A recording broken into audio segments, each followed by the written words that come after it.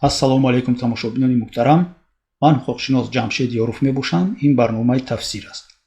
дар бораи вазъияти афғонистони имрӯза ки баъди баромадани артиши амрико дар он ҷо ба вуҷуд омадааст, ба фикрам ҳамагон хабар доред ва ҳамчунин низ аз расонаҳо хабар доред ки як чанд рӯз пеш як қатор ҷавонони минтақаи Кулоб ба ҳукумат муроҷиат карданд ки ба онҳо иҷозат дода шавад ки барои иштирок дар муқобилатҳои мусаллаҳона дар задухӯрдҳо ҳарбу зарб бар зидди гурӯҳи экстремистию террористии Толибон ба Панҷшер онҳо раванду ҳамроҳи артиши Аҳмад Масъуд мубориза баранд.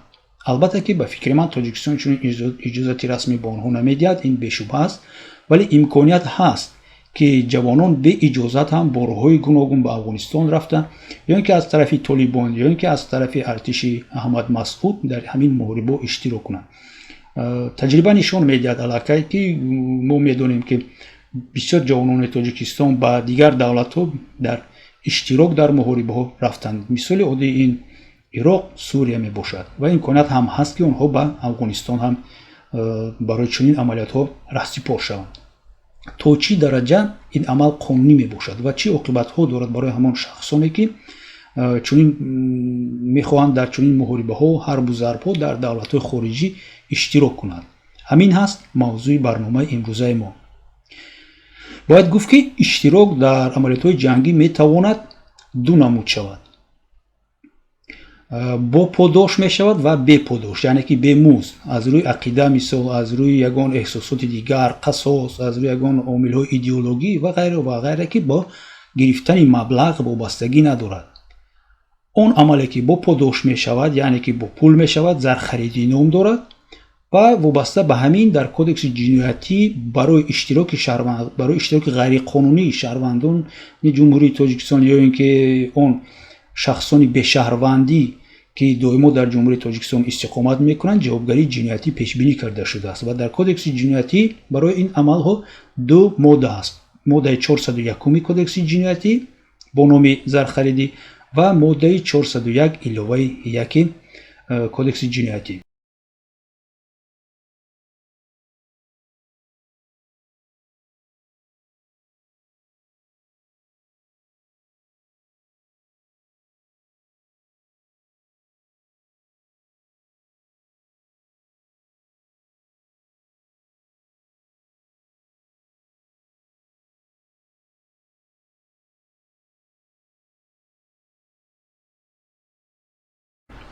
моддаи 401 яъне ки зархаридӣ ё ин ки фаҳмотар гӯем барои ҷавонои имрӯза наёмникӣ, ин чӣ маъно дорад? якум бояд биёй фаҳмоем ки худи ҳамин наёмник чист. қонун наёмник ё ин ки зархарид гуфта киро дар назар дорад? тибқи эъзои ҳамин моддаи 401 наёмник гуфта дар назди қонун ҳамон шахсе эътироф карда мешавад ки барои иштирок дар давлати хориҷа, дар муҳорибаҳое ки дар давлатҳои хориҷа мегузарад, ҷалб карда мешавад бо мақсади гирифтани подоши моддӣ, пули молӣ ягон хел, яъне ки бе ягон расмият иштирок мекунад аз тарафи ҳукумати худашон, аз тарафи давлате ки шаҳрвандии онро дорад ва фақат мақсади асосии ӯ гирифтани подош мебошад, яъне гирифтани ягон маблағ ё ки ягон имтиёзи дигар мебошад.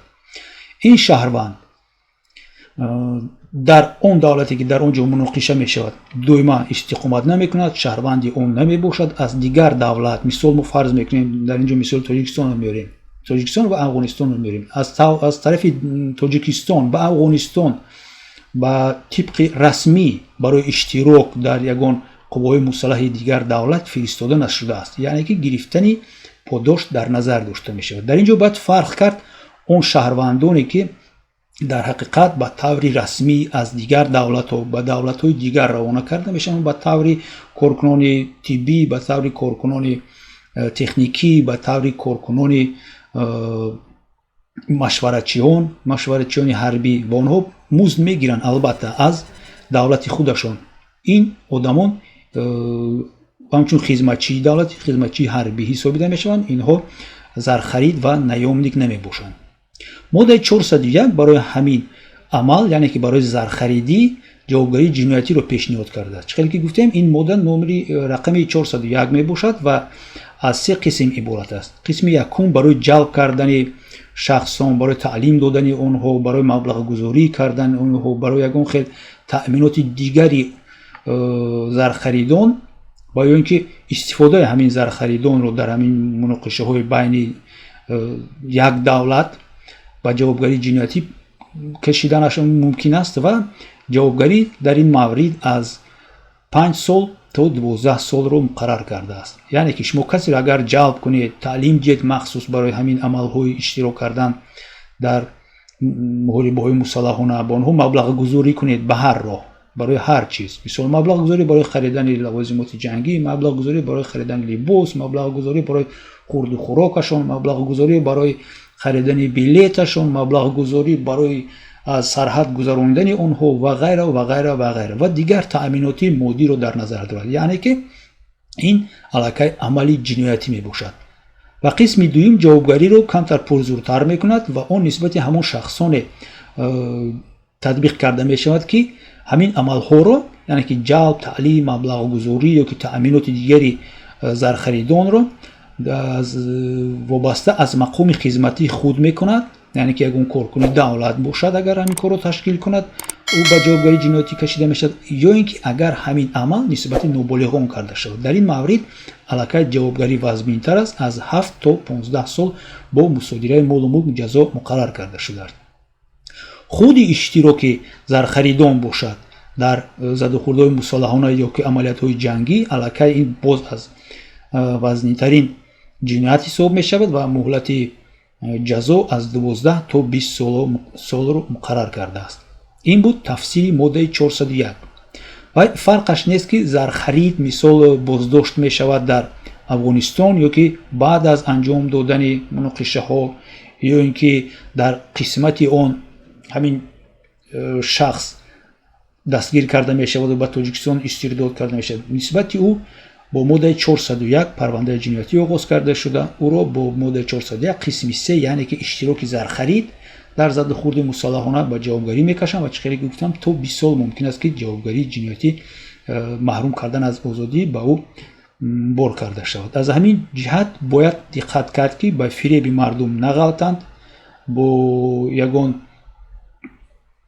талқинҳои онҳо, бо ягон фаҳмондадиҳии онҳо ғутида нараванду иштирок дар муноқишаҳои берун аз Тоҷикистон бе иҷозати расмии ҳукумати ҷумҳурии Тоҷикистон ғайриқонунӣ мебошад ва чихеле ки ман гуфтам ба кадом ҷавобгариҳо оварда мерасонад. ин буд дар бораи зархаридон.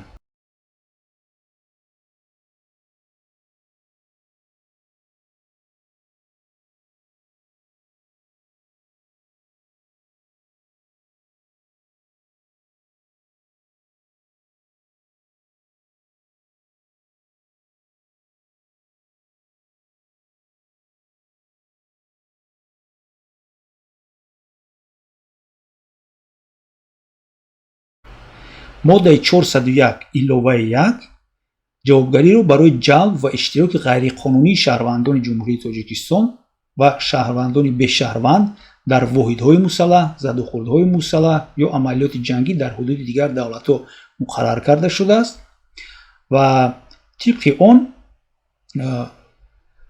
ҷавобгарӣ ба муҳлати аз 12 то 20 сол муайян карда шудааст. яъне ки агар шаҳрванди ҷумҳурии Тоҷикистон, дар ин ҷо мо дар бораи ҳамон шаҳрвандони гап мезанем ки беподош рафта ҷанг мекунанд, ба мисли ҳамон ҷавонони минтақаи Кӯлоб ки бе ягон подош аз рӯи фикру ақидаи худ, аз рӯи идеология, аз рӯи ҳамдилӣ бо мардуми тоҷики Афғонистон мехостанд иҷозат гирифта рафта дар задухӯрдҳои мусаллаҳона ва амалиётҳои ҷангӣ бар зидди Толибон иштирок кунанд. албатта онҳо дар бораи гирифтани подош ва нагуфтанд ва ҳамин модда ба 401 прим 1 ба онҳо тааллуқ дорад. агар онҳо бе иҷозати расмии ҳукумати ҷумҳурии Тоҷикистон бо роҳҳои гуногун, чи аз убур кардани сарҳади давлати Тоҷикистону Афғонистон ё ки ба дигар роҳҳо ба Афғонистон раванду дар ин муноқишаҳо иштирок кунанд, ҳатто агар ҳам иштирок накунанд дар задухӯрдҳо, вале дар ҳамон воҳидҳои мусаллаҳи ин тараф ёки он тарафи муноқишаҳои дигар давлат иштирок кунанд ба ҳайси чӣ хеле ки гуфтам дар боло корманди тиббӣ, корманди техникӣ, мисол офитсери алоқа, таъминотчии алоқа, сардори ягон хизматчии ягон қисми низомии техникӣ ё ки ҳамчун машваратчӣ иштирок кунанд, ин ҳам аллакай ҷавобгарии ҷиноятиро пешбинӣ карда шудааст мутобиқи моддаи 401 иловаи 1. шарт нест ки ҳатман бояд дар задухӯрдҳо бо тирпарониву тиру туфангу чангу хоку куштор иштирок кунанд. ҳамин вуҷуд доштани шаҳрвандони ҷумҳурии Тоҷикистон дар ҳайати дигар гурӯҳҳои мусаллаҳонае ки дар дигар давлат дар мубориза ҳастанд, дар ҷангу ҷидол ҳастанд, иштироки онҳо вуҷуд доштанашон аллакай ин ҷавобгарии ҷиноятӣ аст. барои чӣ мо дар бораи ва қонун ҳам менависад ки иштироки ғайриқонунии шаҳрвандони ҷумҳурии Тоҷикистон, чунки мумкин аст ки шаҳрвандони ҷумҳурии Тоҷикистон қонунӣ иштирок кунанд дар чунин амалиётҳо, ҳангоме ки аз тарафи дигар давлат, боз мисол меорем Афғонистонро, ҳангоме ки аз ҳукумати расмии Афғонистон, аз ҳамон боқимондаи ҳукумате ки дар дараи Паншер мондааст, ба ҷумҳурии Тоҷикистон ягон дархост шавад барои кӯмаки моддӣ, техникӣ, ҳарбӣ, мумкин аст ки ҳукумати ҷумҳурии Тоҷикистон шахсонеро, афсаронеро барои иштирок дар ҳамин муноқишаҳо равон кунад. ин аллакай на зархаридӣ ҳисоб мешавад, чӣ хеле ки пештар дар бораи моддаи 401 гуфтам, ва на иштироки ғайриқонунӣ ҳисоб мешавад ва барои ин ҷавобгарӣ пешбинӣ нашудааст.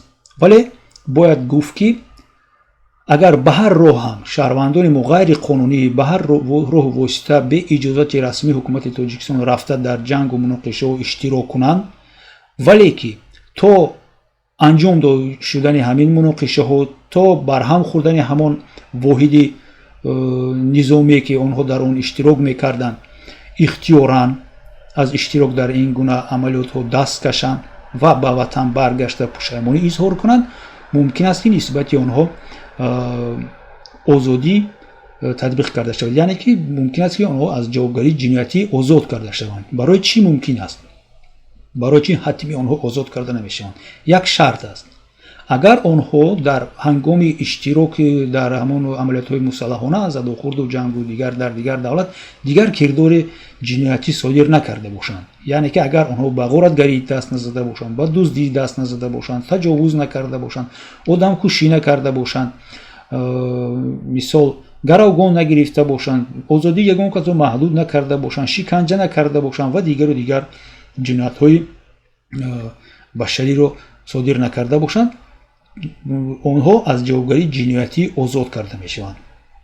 ин буд он ду моддае ки вобаста ба ҳамон изҳори иштироки ҷавонони минтақаи Кӯлоб дар муноқишаҳои ҷангӣ, задухӯрдҳо байни Толибон ва гурӯҳи Аҳмад Масъуд дар Афғонистон бояд мо ба шумо мегуфтем ва маълумот расонидем. ва дар охир як бор дигар ҳушдор медиҳам ки иштироки шаҳрвандони ҷумҳурии Тоҷикистон, иштироки ғайриқонунии онҳо ихтиёран рафтан иштирок кардан дар ҳайати мусаллаҳонаи дигар давлатҳо дар муноқишаҳои онҳо, ин ғайриқонунӣ мебошад ва аз ин шумо бояд худдорӣ кунед. агар зарур бошад ҳукумати ҷумҳурии Тоҷикистон шахсони масъулро вазифадор мекунад ки ин гуна гурӯҳҳо тартиб дода шаванд ва ба давлати хориҷӣ барои кӯмаки ба шаҳрдӯстона ё ин ки чӣ хеле ки дар давраи иттифоқи шӯроӣ мегуфтам барои ёрии интернационалистӣ фиристода шаванд. ин буд дӯстони азиз шарҳи кӯтоҳи ду моддаи кодекси ҷиноятӣ, моддаи 401 ва 401 иловаи 1. агар савол ё пешниҳоде дошта бошед, метавонед дар шарҳи ҳамин видео ба мо пешниҳод кунед. ҳатман ба саволҳои шумо мо ҷавоб метиҳем ва тамоми пешниҳодҳои шуморо мо бо диққат гӯш мекунем ва агар худо хоҳад ба манфиати мову шумо бошад, пешниҳодҳои шумо онро қабул мекунед. ва дар охир гуфтанӣ ҳастам ки ташаккури зиёд барои тамошо кардани ин видео ва дигар видеоҳои канали мо. обуна шуданро фаромӯш накунед. мо бояд ҳатман ақаллан дар муддати кӯтоҳ ба 5000 подписчик ҳатман бояд расем. ин яке аз мақсадҳои мо мебошад, чунки ҳар қадре ки шумо зиёд бошед, ҳамон қадар ин видеоҳои мо байни аҳолӣ паҳн мешавад ва онҳо аз ҳуқуқ ва озодиҳои худ ва инчунин аз вазифаҳои худ огоҳ мешаванд ва дар мисли таҳлили ҳамин модда мо метавонем мисол ҳатто ақаллан шавад ҳам як одамро ҳам аз иштирок дар чунин амалиётҳои ғайриқонунӣ пешгирӣ кунем ва ҳаёти ӯро наҷот диҳем. ташаккури зиёд барои диққататон. бо шумо ман будам, ҷамшед Ёров, ҳуқуқшинос.